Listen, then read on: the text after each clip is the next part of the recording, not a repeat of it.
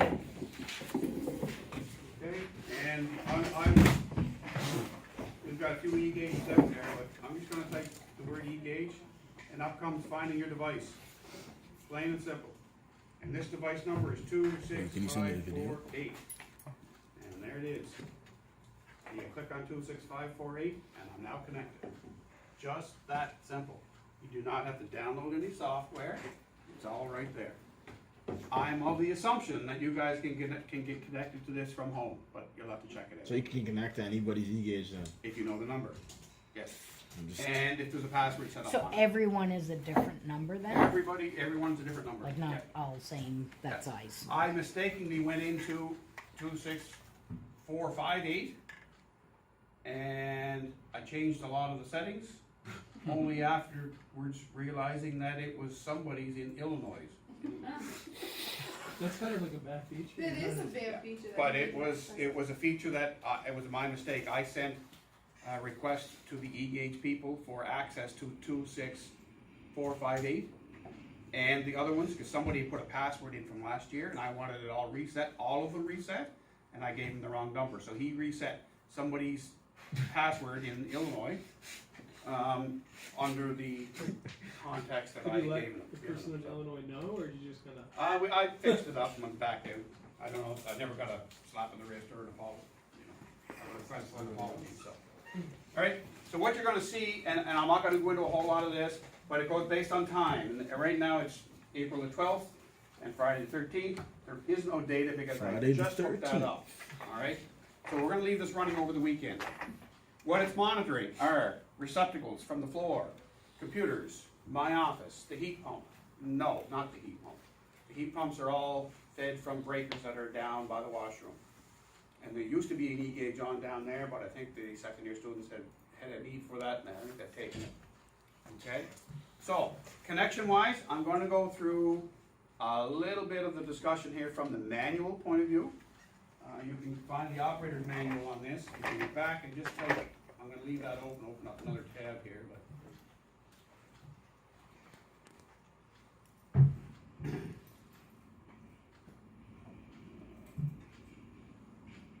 Okay, there's all kinds of information in here, the different products, energy meters. So, right here, the EG 300 or 3010, these are the two that we have here, and they are both discontinued. They've been replaced with these guys, the pros. And I just checked the price on these guys, they're about almost $600, I think, US, so that's about the price of them right now. And how much were those? If I'm not mistaken, they were close to $1,000. That's the thing with this stuff, it just keeps coming down in price and down and down and down, and then they get to the point that the technology is leapfrogged, so they stop making it. They do still support it, which is kind of nice. Okay? These ones, the limit, they look identical. We have both brands here. The big difference is whether you need an Ethernet connection or not.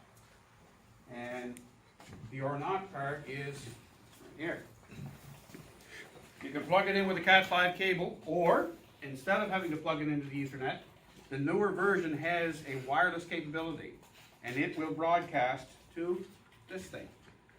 Not wireless, actually. It's through the neutral wire in the wiring of the building. So it's broadcasting a signal on a high frequency wave through the wiring, and that gets sent to this guy. You take this, and you plug it into an outlet that's close to your router, so the signal comes in through here as well as the power. It comes in through here. This thing then transfers, takes that data, and sends it out through the cable to the router, and then you're live. It's cool. It is cool. The one thing that you seldom ever find in an electrical room where there isn't an electrical panel is a plug. They're seldom ever there. So what they've done is they've recognized that as an issue. So you put the e-gauge on where the panel is, and you find a plug. And you plug it in.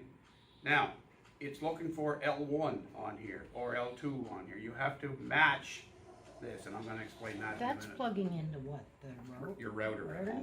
Oh, I thought it went in, I was gonna, Nope, that plugs into your router. Yeah. Okay, the wireless version, right? Okay, so I've got the manual downloaded here, and I'm gonna show you just a couple of things in the manual that I picked up on here this morning. see that pretty good? Yep. Okay. So what's going on here, they've got a solar inverter, it doesn't matter what, they've got a piece of equipment on here, it's tied onto L1 and L2. So they want to find out the E-gauge. Part of the problem of the need for information is whoever hooked this up wants to find out how much energy that solar inverter is producing. There's panels out here, all right? So they want to find out just how much energy is coming back through this way. So they put one of their CTs on channel 3. They've also got two other CTs on channels 1 and 2. These are larger CTs.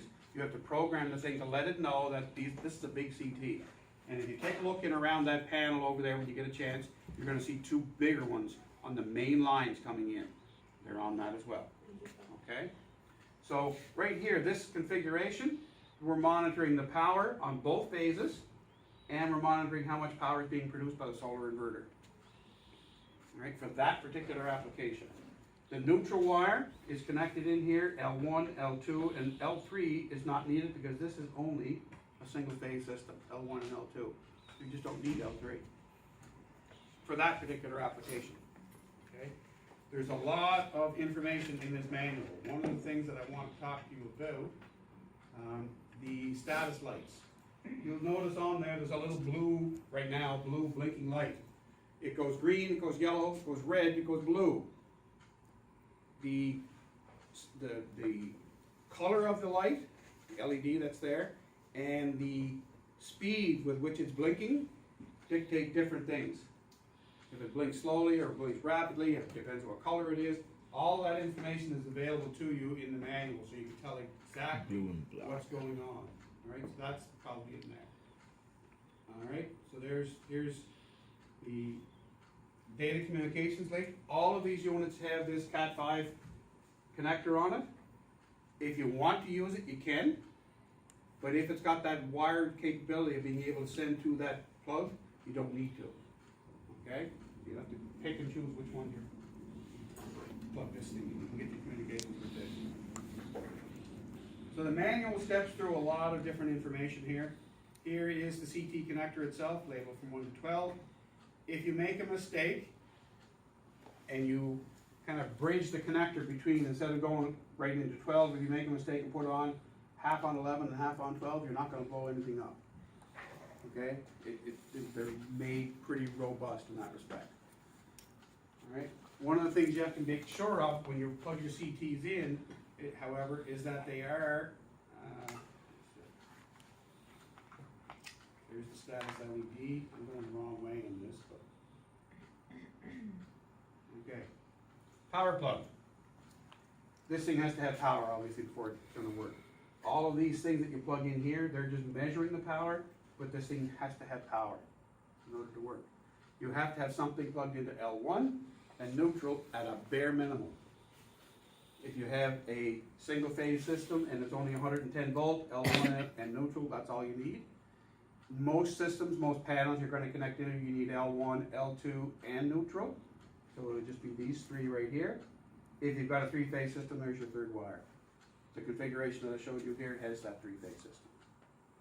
All right, so there's your power connector. That has to be plugged in. Here's your Cat5 or your Ethernet connection right here into the LAN. And you've got a security and factory reset button on there. Please don't forget that. And you've got all of your connectors on here. Ideally, this thing should be set inside the panel completely. Nobody would even know that it was there. So if you go to a restaurant as an energy auditing exercise, typically the face of the panel would come off. That unit would be put right inside the panel. All the CTs would be run right inside the panel. You wouldn't have that nest of wires sticking out. All right, so when you leave, it's like you were never there. Okay?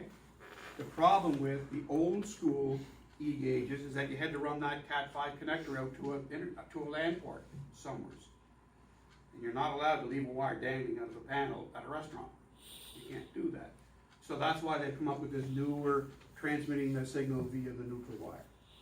All right, so you put the E-gauge in the panel, you button it all up, close it up, plug the adapter in to a receptacle that's close to your router, and they automatically find each other. Grab your laptop, type in E-Gauge 26548, there it is. So the fact that you have that, does that mean that we have the, does that mean that we have the newer ones as well? Yes, we do. We have one old, or two old, and one new. And from what I've seen this morning, because they're outdated, we'll have some even newer ones next year. Sounds good. Okay, so that's that part of it. Going down to the manual a little bit more. I'm trying to be conscious of the time here. A couple of things down here. There is a sequence of steps that you need to go through when installing these things. If you're going to be writing a report on this, I want you to go through the effort at writing it as if you are actually installing it, okay? So on Monday, if you want me to help you with that, we'll do a reinstallation of this right here, so you can actually see.